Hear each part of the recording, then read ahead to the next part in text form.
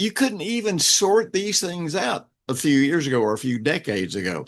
I can remember when I was doing my undergraduate work in theology, and we were studying the book of Revelation and the book of Daniel. We took those two together as one course, and so when they would talk about the beast setting up an image of himself, and that all over the world people would have to bow to that image and have to pledge their allegiance to that image, and anybody that didn't do that would be killed.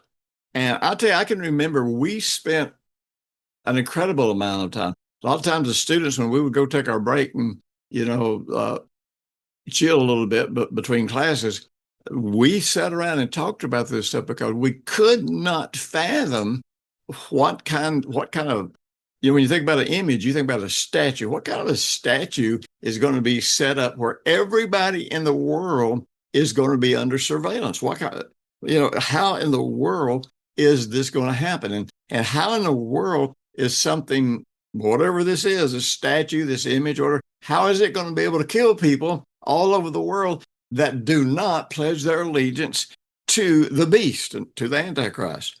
And, it was totally non-understandable. Well, the amazing thing was back in the 70s and even in the 80s and the 90s, I would hear people preach on some of that kind of stuff. And they would talk about it.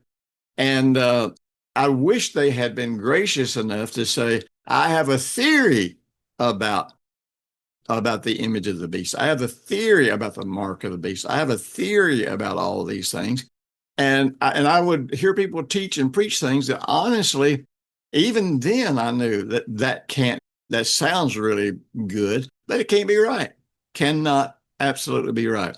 Well, I want to tell you today, and I'm going to be sharing with you about the image of the beast, how the image of the beast is going to function, because we are at a time where these things are beginning to be unveiled, where this understanding is being brought to the hearts of believers for our own benefit, so we can live in peace and safety and understand where God's leading us, but also so that we can reach the world and affect the world in an incredibly profitable way.